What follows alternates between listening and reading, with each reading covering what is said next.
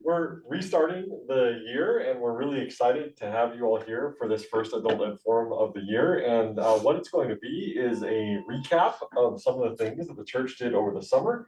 And also at the very end, we'll do a preview of what's coming up for Adult Ed Forums, at least for the next couple of months. And so thank you all for being here this morning. And I'll open us with a word of prayer and then I'll turn things over to Hannah. So let's pray. Gracious and loving God, what a gift you've given us in this church, and what a gift you've given us in all of the activities that we did this summer that helped connect us to you, that helped point people towards your love and your glory, and that helped us to proclaim your good news in word and deed, and to be your hands and your feet in this world. Thank you for blessing those ministries and those who participated in those ministries, both those who were leading and those who came and hopefully learned a little bit more about your love, God. Bless our time together this morning as we reflect back on what has been and look forward on what will be. Be with us and may your spirit move among us, your spirit of wisdom and truth, your spirit of courage and love. It is in Christ's holy and loving name we pray. Amen. Amen. All right, well, I will turn things over to Hannah, who will share a little bit about one of the activities that she helped to lead this summer, and then we'll have different speakers, and there will be some time for some questions, and then we'll go to worship. So, good morning. My name is Hannah. This is David. I always feel like a kangaroo when I'm wearing this, which I don't know, I kind of like, so that's fine. I'm here to talk about the multicultural music camp that we had in, I don't even remember, was it July? It was July. I was just saying to Greg just a minute ago, like the whole summer is just like a blur of like baby and everything else. In July, we had about 40 camp participants, kindergarten through 8th grade. Speaking both Spanish and English. The majority of the kids did speak English, but there were a lot of bilingual kids there. Sorry, who's making sounds. We had 4 different stations set up around the church. So we had an arts and crafts station. The group from Mexico brought a lot of arts and crafts that they wanted to share. So the kids got to do that, which was cool. We had I taught a handbell, or it was more chimes session where we played and sang. We had a songwriting session, and then we had a bucket drumming session, which I think was very fun for the kids. It was very loud, but it was very like I think they really liked it. So we got a donation of 30 bucket drums from Ace Hardware that now the Music Academy just has. So I need to figure out what to do with them now that we have them. So maybe more bucket drumming in our future, I think. It's a 5-gallon bucket, right? Yeah, it was a 5-gallon bucket, and you flip it, and there's drumsticks, and you sit, and you just kind of play all parts of the bucket. So yeah, it was cool.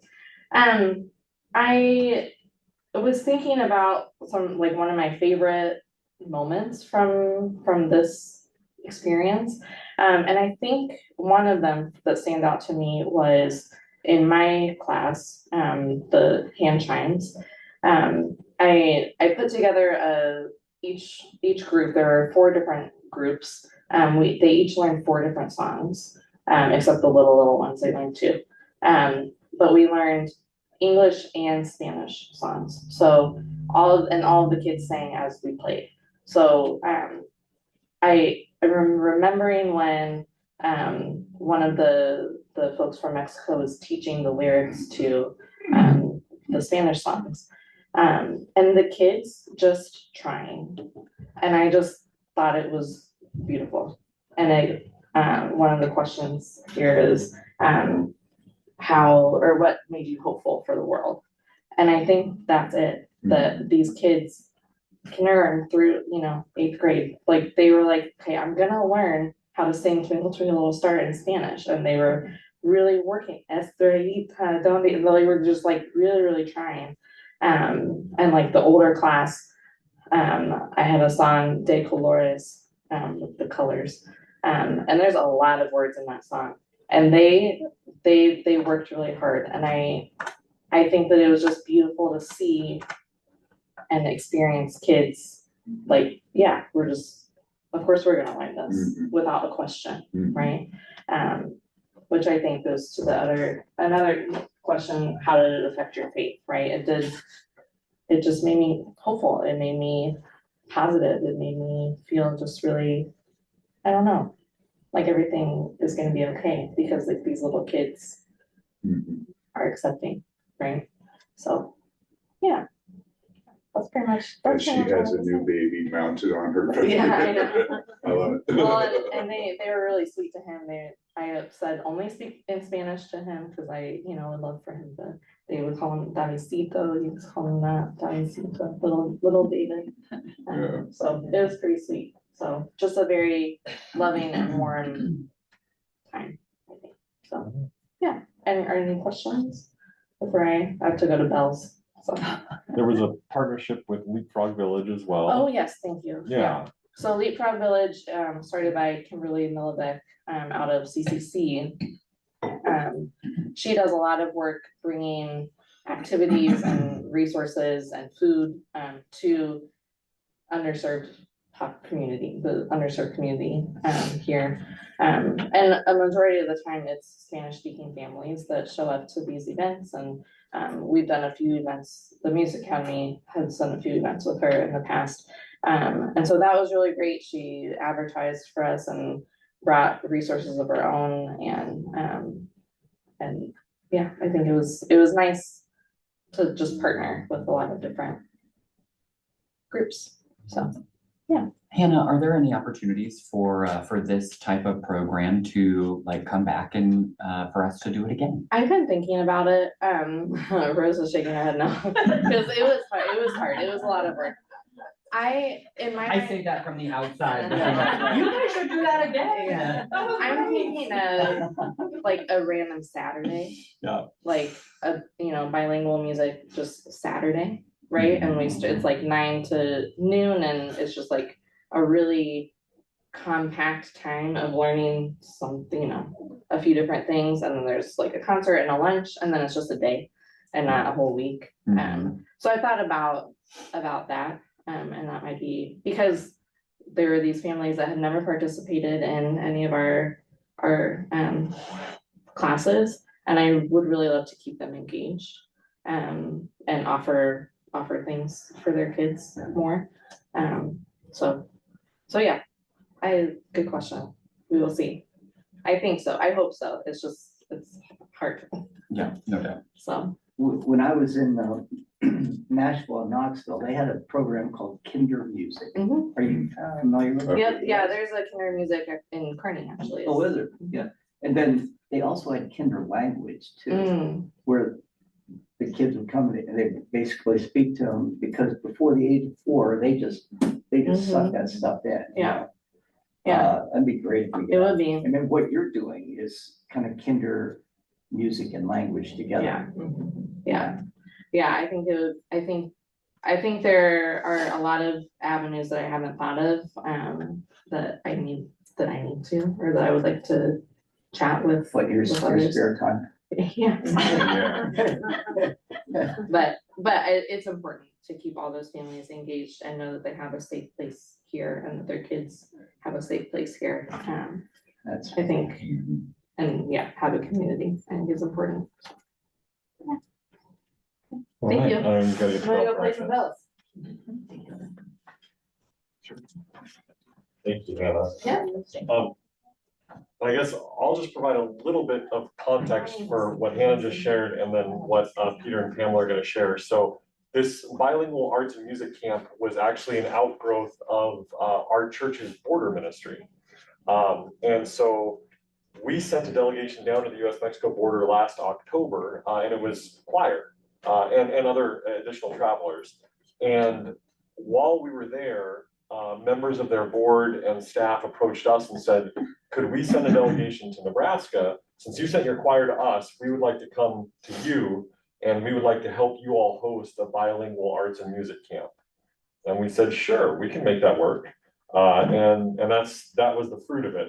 So we partnered with the Hastings Community Music Academy to do the bilingual arts and music camp, but we also had a delegation of 9 visitors from the US-Mexico border here with us in Hastings for a week this summer. And in addition to doing the arts and music camp, they did a lot of other things. We did a lot of cultural visits, but they also had homestays. They stayed with different families in the church and were able to get to know them very well. They also prepared or did a cooking class and then prepared a big meal, and we had a church-wide dinner.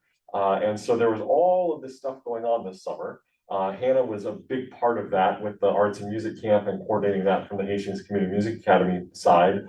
But we've got Peter and Pamela Laneson here, who were one of the host families, who hosted 3 members of the delegation in their home. And so they're going to share a little bit about that experience and what that meant to them. So I invite you all to come forward and do that.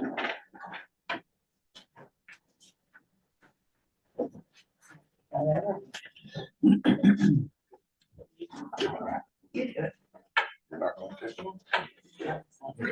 I have to leave early because I have shop duty.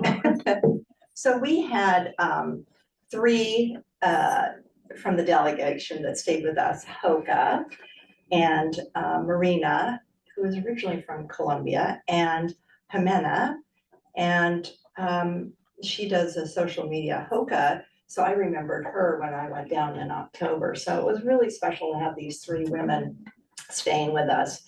And when they arrived, we had a casual dinner here at the church, and then they came to our home, the 3 of them did. And Marina said, you know, I really want to go for a walk. They've been stuck on a van for many hours. And so but she said, is it safe?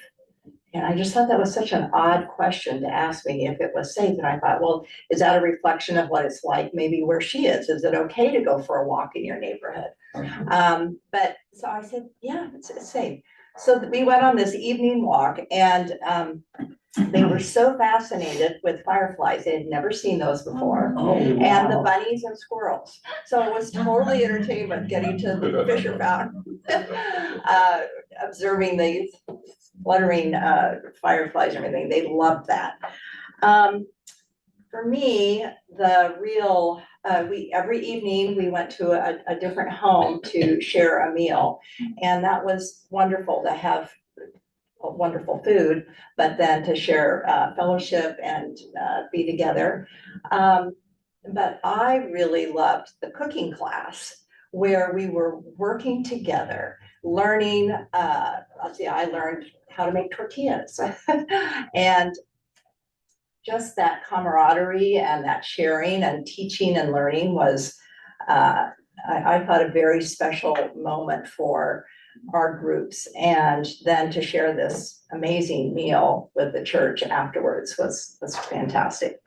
Of the 3, Jimena spoke very good English. And one evening, we stayed up and drank tea, kind of late actually, but she shared a lot about her personal life and life on the border, and she has a boyfriend who's in Turkey this long distance. So we just had a wonderful connection, and I really enjoyed that one-on-one. And she's the one I'm keeping in touch with now the most through WhatsApp. And she sent me a few weeks ago a message that was very, very touching. I'm just going to, well, I don't even know if you can see it, but it's a cross. It's where they, I'm just going to read this first part of what she wrote to me. Hello, Pamela. Hope you are doing well. Yesterday we did a cross planting for a 22-year-old migrant girl who passed away while crossing the desert. I have a heavy heart for her because she was about my age, and I can't imagine how many things she will not experience as a young girl. And I think it's Marina's husband, this couple from Colombia, who leads these groups into the desert and does a blessing but anyway, they have a cross and she sent a picture of what they did for this girl. And there's a goblet and shells and just a lovely tribute to this girl who had this tragedy and how it touched Marina, or excuse me, and Jimena. So I'm hoping that I can keep in touch with her through the WhatsApp, and I know they're very busy. They welcome on the board, they welcome groups into Mexico and do tours and the things together. So I guess while I was on a walk with Marina and Jimena, Peter stayed back at the house with Hoka and had a really interesting conversation. So I'm gonna let him go. Okay, yeah, so I looked at these questions. What's a particularly memorable experience? How did partaking help you feel hopeful about the world? How did it affect your faith? And why should the church be proud? And I kind of thought of all of those as one big thing. And so I have kind of a couple of stories, a lot about that conversation on that first night that for me kind of nail all these questions. We, as Pamela said, and as a quick thing to say before I get started here, I think these two girls, Pamela and Hannah, kind of have said a lot. So, and maybe covered everything. But anyway, so we had pizza, we went home. The girls went out for a walk, and Hoka and I were sitting on the couch and got into a pretty spirited and really engaging conversation. And she gave me such an insight as to what it is to live in Douglas, Arizona. And I had a lot of questions. I am concerned, as so many of us are, about this whole immigration question, what it means, and why is it so polarizing. I know how I feel about it. I'll interject my own feeling on it here very quickly and move on. I feel like it is a humanitarian question. I know god dang well exactly what I would do were I to be in a situation where my children were perhaps in danger and my life was in danger. To me, human life trumps human laws. And were I in the situation, I probably would do the exact same thing. It's very polarizing because people don't want to look at or won't look at it that way. It's very clear to me. Okay, off the soapbox. So we had a conversation where she told me a couple of things. One, in the general big picture, I was really curious, like from the point of view of that idea and that conversation about immigration, how did it get there? It was just a curiosity question to her. Like, how, in your eyes, Hoka, how did it get there? And she told me a couple of things that were very fascinating. One of them was that with the NAFTA trade agreement, that the result of that was North American Free Trade Agreement. The result of that is that a lot of American companies came in and built infrastructure and manufacturing plants all across northern Mexico, close to the border, because of the terms and how this was made easier because of the NAFTA agreement. And the result of that is that a lot of people from central and southern Mexico went up to do those jobs, left their homes behind and went up to do those jobs. And that then some amount of years ago, those companies closed up those facilities and shipped those jobs and manufacturing situations overseas because they could get cheaper labor. So now what you had was a situation of empty infrastructure, empty commerce, empty buildings, empty manufacturing, empty facilities that used to be a hubbub of lots of activity and economic and jobs and stuff, a bunch of empty buildings. And that these people who were there didn't obviously have a job, but also didn't have the option to go south, to go back homes to the central lands or the southern lands, because when they left, their properties had been taken over and taken over by drug cartels. And they didn't have an option to go south. They didn't have an option to stay where they were. And the only option was to go north. And so I didn't know that story that well, or certainly like that. And that was enlightening to me. The other thing that she said was that along the little town of Douglas, Arizona, that there is a lot of activity with people, migrants going, and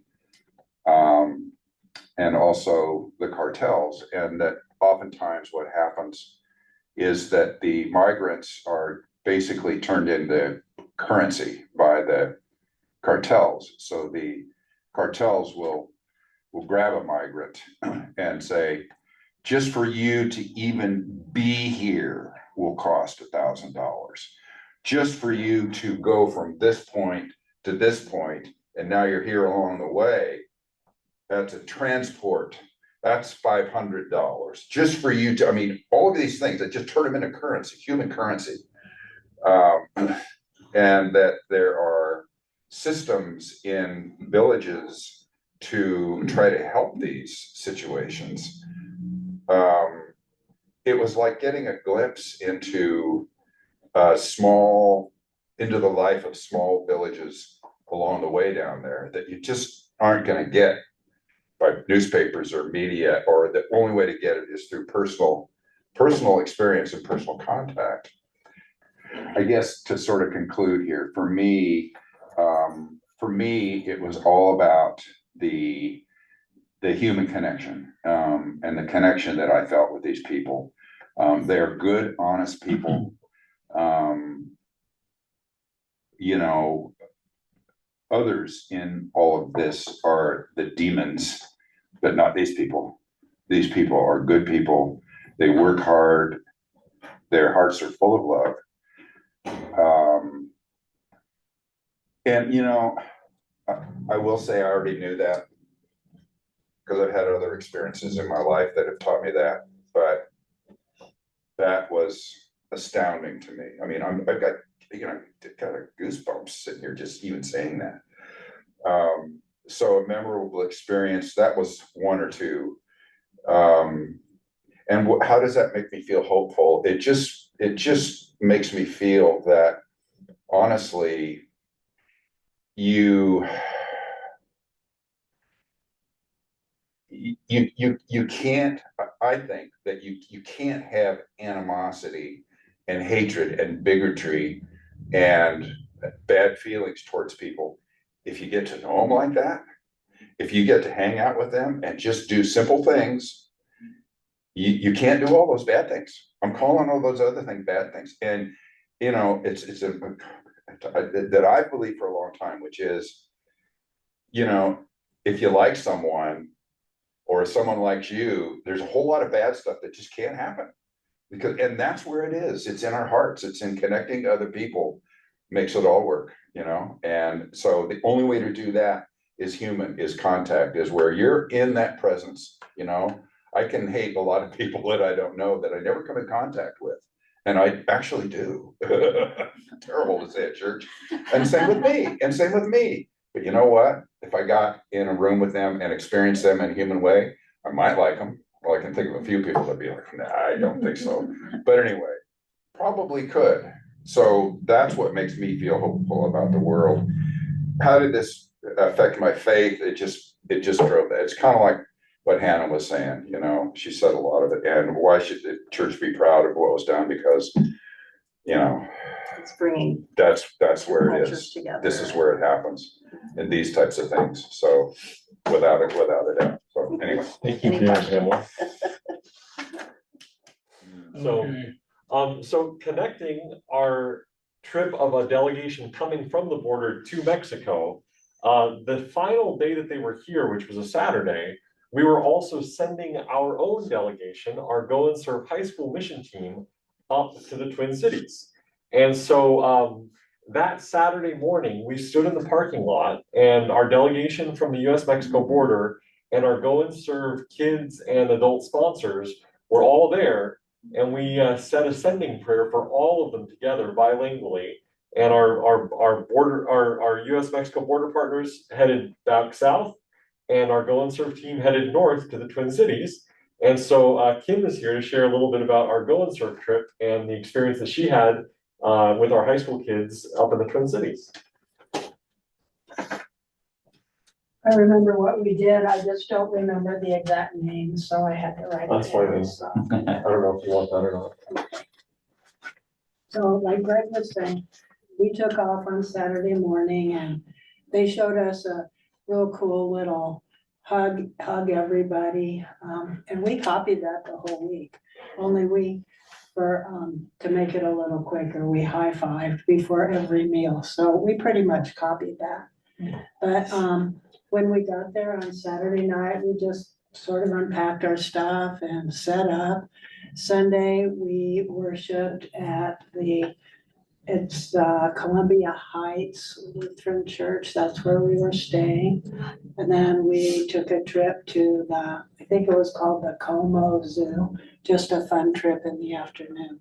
But then on Monday, we went to work and we went to a place called Second Harvest Heartland, where they got surplus foods. We packed them, we measured them.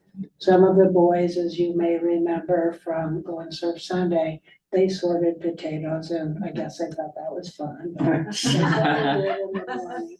But we didn't really interact. We interacted with other volunteers, but not people in need.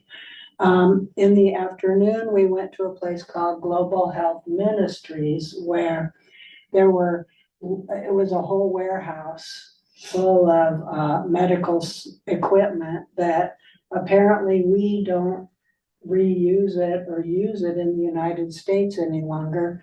So we packed that and it was going to be sent off to Liberia as soon as the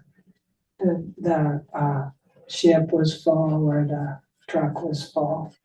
So that was our first day. On Tuesday morning, I really enjoyed this. We went to the Minneapolis Crisis Nursery, and that was a place for children from birth to 6 years old. And I think they were allowed to be there for a certain number of calendar days every year. And it could be for any reason. It could be like maybe they had to go to work, but they didn't have a babysitter. I'm pretty sure some of the kids that I talked with during lunch were there because their house was infested with rats. They told me mice, but I can read between those lines. So anyway, some of us just got to play outside and do activities with them. The rest of the campers prepared a meal, but we were all together when they were eating their meal. And so we got to talk and I think they really enjoyed having us there. They love those older boys. So, yeah. Then in the afternoon, we went to a place called Santa and we started off by packing up boxes of food items for people that couldn't make it. And I think they were going to be dropped off.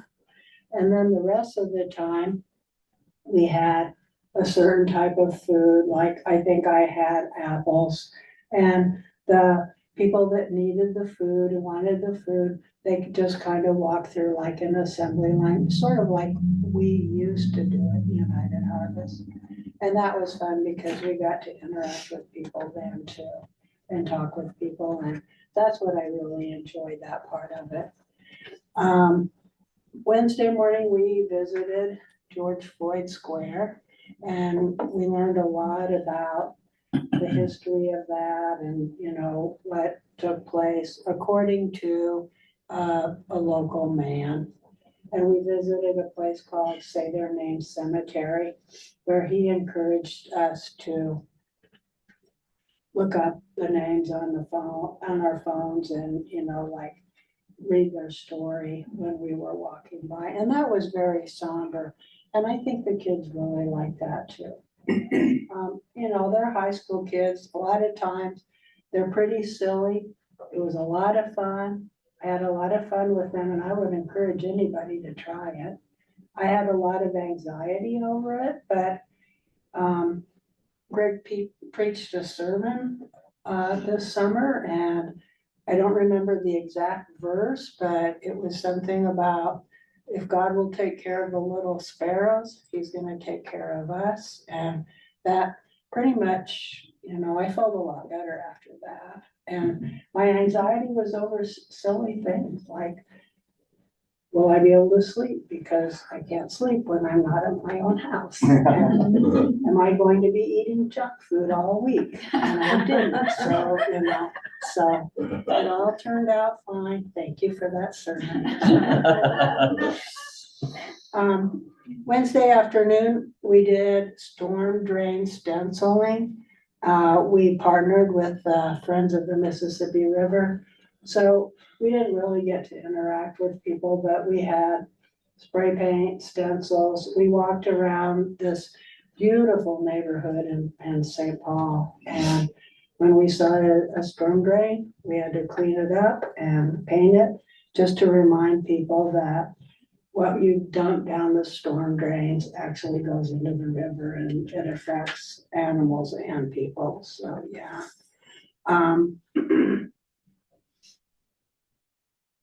Thursday morning, this was one of my favorites too. We went to the Union Gospel Mission. That was a homeless shelter for men in Minneapolis, and it was huge. And they had all sorts of programs, mental health, like addiction rehabilitation. They had tutors for adult ed, anything that would help these gentlemen, you know, like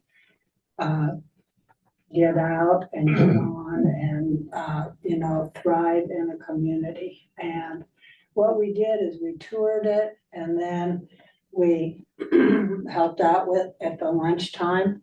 And a lot of the kids served lunch and a lot of our kids just ate lunch afterwards because that's what they felt like doing.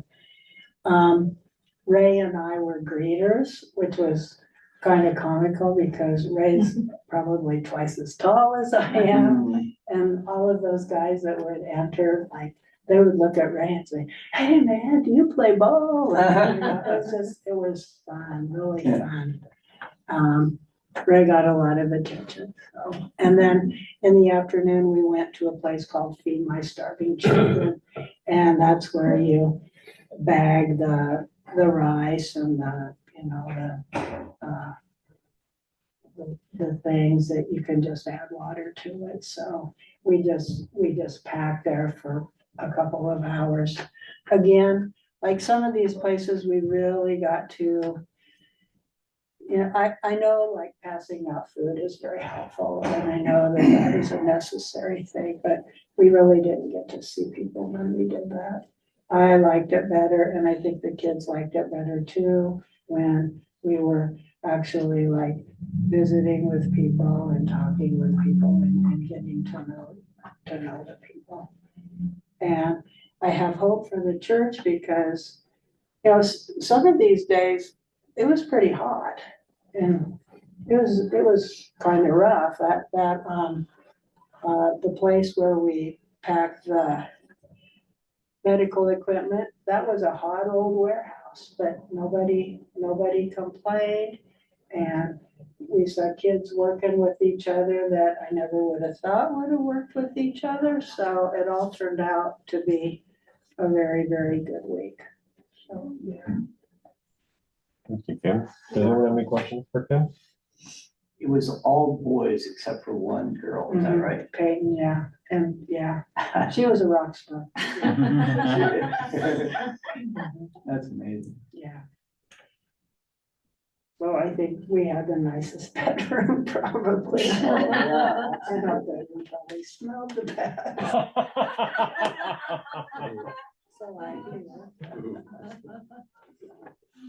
So it was a great week. I would consider going again. Invited. Yeah, oh.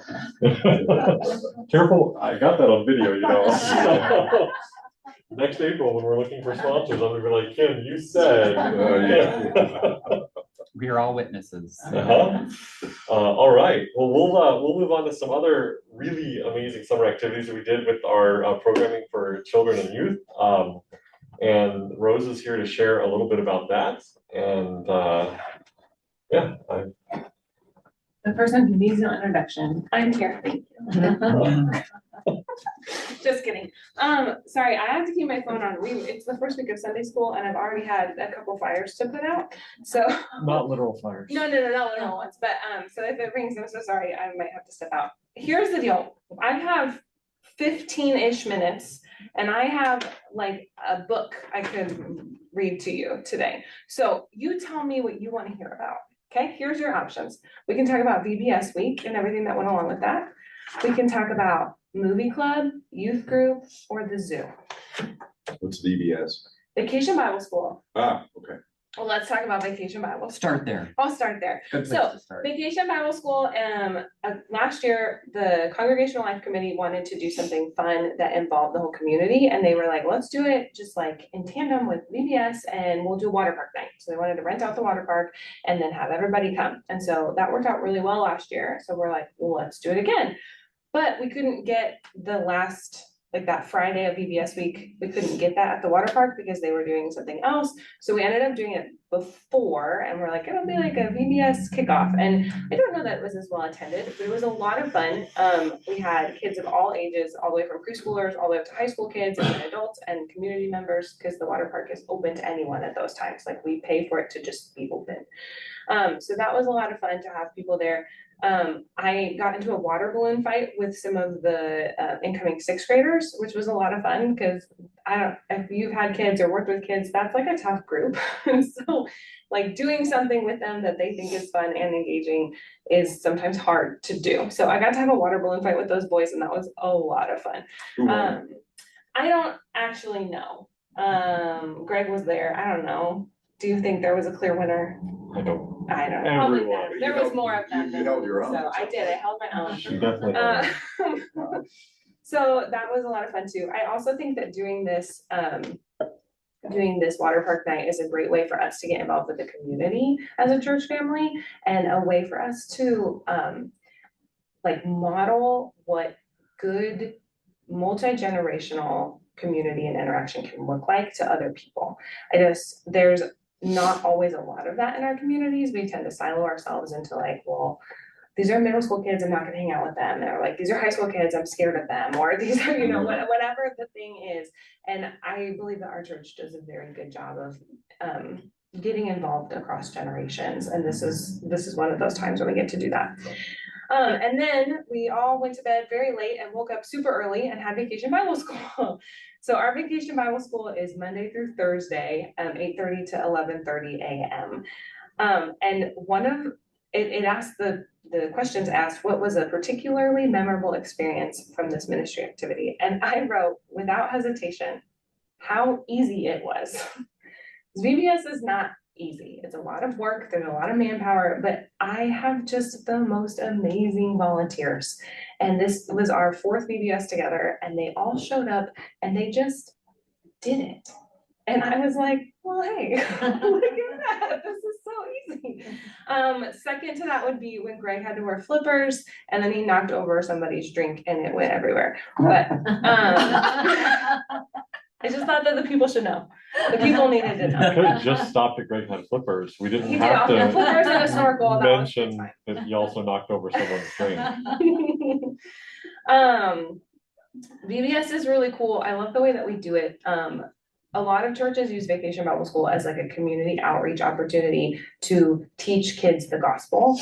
And we don't have a lot of kids who come to our church from other churches. I mean, a handful of community members who maybe don't have a church that they call home who come. This year was particularly interesting because we had a lot of music academy families who do like homeschool music or other programs with the academy come to Vacation Bible School, which was really neat.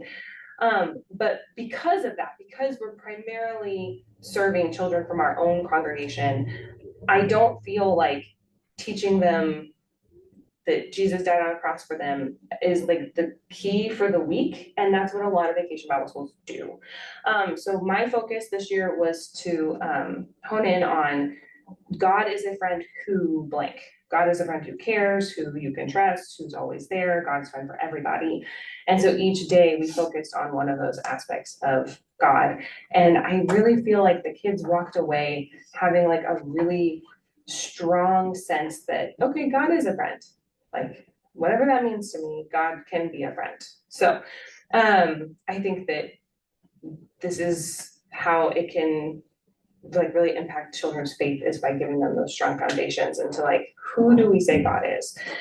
And I'm just excited to get to do that even more. Why should our church be proud of what was done? Well, something like 40 students and 20 adults spent the week with us learning about God, learning this truth about God, that God is our friend and that God cares for us. And that's something that we should be proud of. So to celebrate the end of Vacation Bible School, since we couldn't have water park night, the ed committee kind of scrambled to figure out what to do, but the amazing Brett Miller is on the ed committee this year and he owns a foam business. So he has a foam cannon and you hook it up to this bubble solution and you turn it on and it shoots foam everywhere. So Brett said, let's have a foam party. And we all said, okay. It was amazing. It was a blast. I think adults were in the foam, kids were in the foam. I mean, I sent home some teenagers just soaking wet from the foam. Like you wouldn't think, but you have to be in there for a long time to get soaking wet. So it was a blast. And we had a barbecue and yard games, like giant, horseshoes and stuff like that. And it was just a really cool way for families to come together and like just meet each other because their kids have been playing all week long and now families are coming together. And I don't know, foam cannon might be a new regular thing for us because that was a blast. And that's a business, he does Yes, that this for is a business, side business, yeah. Yeah, full time. no, Oh, okay. no, it's like a side. Yeah. Okay, all right. So, yeah, if you ever need a foam cannon, here's my plug for Rice and Bubbles. Just one last question, Yeah. is it silk foam or what, is it Yeah. biodegradable kind of stuff? Yes, Okay. and it's supposed to be pretty safe for the grass. So our grass was really muddy for a while, but then it looks great. looks great. It's fine. So So we it did, looks we did, brown we did for it a in the bit. playground. Yeah. And we did it in the grass area on the playground. And it got very, very, very wet. And lots of bubbles, but these bubbles are not bad for grass and the grass didn't die and all that stuff. And it's not bubbles that sting your eyes either. Yeah. So So does that mean we're considering an adult forum foam party? Yes, sure. Adult Yeah, I'll write that down. Oh, It'd be the there next you new go. thing, like pickleball. People be doing foam activities. Let's, I look forward to that Sunday of You wanna me just cut- alone. you wanna I love it. I love it. Okay, so that was VBS week. Something else that we do with the youth all throughout the summer is movie club. So we meet once a month in June, July, and August. So we just have 3 of them. And what I do is I find like a popular movie that's new within the last handful of years. And then the kids all come and we go down to the youth room where there's a big old TV and a giant couch. And they bring blankets and pillows and stuffies and they sit on the ground and on the couch and we watch a movie. And then we have a conversation about the movie and what was happening in the movie, like how did the people feel and why, like how did they respond to that thing and why did they respond in that way and what might have been a better option for them. And what we're doing is we're having these conversations that are emotional and spiritual without saying, well, if this was in the Bible, then God would have been like Mirabelle and Jesus would have been like the candle. And that's all baloney. I don't actually think any of that. I don't know. But like, instead of just explicitly like, here's some Bible content, we're teaching them how to think and move through the world in a way that is spiritual, so that when they are reading their Bible and when they are having moments with the Holy Spirit, they can actually start to recognize those things as for what they are, and not just like, oh, I'm having these random like thoughts in my brain that I should do something nice. Like, we're trying to teach them from a young age how to be in tune with their own spirit and their mind and with the Holy Spirit. So can Yeah, I go ahead. ask, you watched the entire movie? Mhm. And how long is the movie? I mean, they're like just regular movies. 90 minutes. 90 minutes, yeah. These are popular cartoons. Yeah, like Or cartoon movies. popular animated films. Yeah. Like the Disney? Yes. stuff? Mhm. Yeah, or Minions, or. Yeah. Yeah. And then you have conversation. Are they able to, I mean, that's a long time. It is sometimes, so we serve them pizza in the middle, and so a lot of times we'll pause it to get pizza, and then I'll talk about something for a little bit, and then I'll say, why don't you watch this and then think about it, and at the end, we're gonna talk about it again. So yeah, they can stay engaged pretty well through it. Good strategy though. So, I mean, yeah. breaking it up Yeah, like that. yeah. And how old are they again? It's elementary, so incoming kindergartners through Oh, fifth graders, so. wow, my hat's off. Yeah. I can't imagine. I mean, it doesn't always like go well, but we've been doing this for 3 years now. So, This was our third summer doing it. So, and what's really been cool too is over the last 2 years, I have junior high kids who are like, oh, I wish I wasn't too old for a movie club. I wish I could still come. I'm like, well, come be a volunteer. Come be a volunteer. So this summer particularly, I had a big group of fifth graders move up to sixth grade, and all of them are like, well, I want to come, I want to do this. And they also have little siblings, so like they want to come too. And so they did. And I just said, great, if you're going to be here, you have to serve the popcorn, and you have to pick up, and you have to serve the juice, and you have to help serve the pizza, Great. and you have to help them clean up. And just the way that these teenagers swoop in and help the little ones is just amazing. I absolutely love it. So it's such a blessing to each So you're other. teaching, I mean, you're teaching a lot of social Yes. responsibility as well as, Yep. moral reflection. Yeah. Yeah, it's fantastic. Yeah. all right, And I've how got. many- I know you gotta cut me off. I've That's got a lot fine. of playing how here. many would come? What was the number? Usually we have 20 total. So, yeah.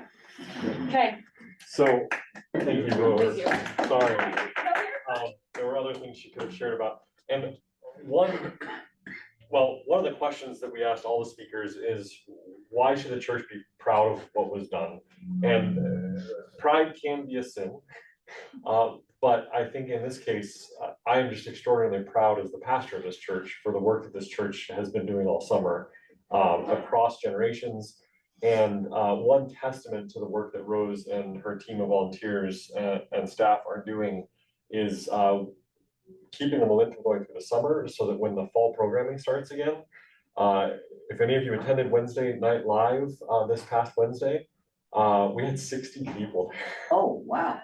there. And part of that was this momentum continuing through the summer and really focusing on that. And so props to Rose and her team, but props to also all the army of volunteers that she has helping with all these different programs and projects. And but also for all the mission work that our church did this summer, our high school youth and our adults. We didn't even talk about our welcome barbecue for the migrant farm workers and the collecting of shirts, and just on and on.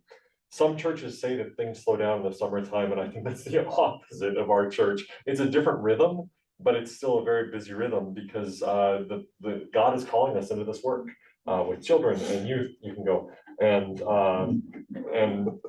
it's great. So I'm just very, very proud of our church and our members who are engaging in this way during the summertime. And the last thing I want to close with is just a preview of what's coming up. So I have the next 2 months of adult ed forums. If you all can actually pass these out. Are you elected? Am I supposed to? I am. Good for you. Thanks for doing that. If you need help, let me know. So for the next 2 Sundays, we're doing a focus on the book of Job.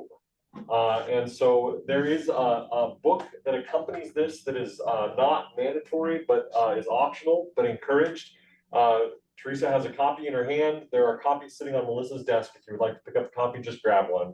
But we're going to be focusing on the book of Job for 2 weeks, both in our adult ed forum and also in our sermons. This is a challenge for me because this is one of my least favorite books of the Bible, and I'm pushing myself to preach on it. And so, but also Dan is going to be teaching us some stuff about the book of Job. This series will conclude on a Thursday night where we have a jazz concert that is a interpretation of the book of Job via jazz, both vocal jazz and instrumental jazz. There is an artist who played in our church a couple of years ago with the Theodicy Jazz Collective. He wrote an entire jazz interpretation of the book of Job. It's got narration and songs, both sung songs and instrumental songs. And so that's a Thursday night activity. All that information is there in front of you. Can I say something Please. really quick? I'm sorry, the sermon today, please listen because it'll provide an excellent preface to what we'll be doing in the book, studying the book of Job and the scripture reading especially. Awesome. Yeah. What time is the concert? The concert, I think it's at 7. It should be. I'm just wondering if we can bring, our students to that, Oh, sure, because they'll be here. absolutely. Yes, Okay. please. So, and then September 28th is Hastings College Sunday, and we'll have the Vice President Wayne provide an update from the college, and then our guest preacher for Hastings College Sunday, Lauren, will also be sharing some of her stuff that she's not sharing in the sermon. And then for the month of October, we're going to take our new members class, and we actually, I think we're going to have like 10 to 12 new members joining the church. And so the new members class will be here, but it's also open to the whole church. We're calling it Presbyterian 101 and 201.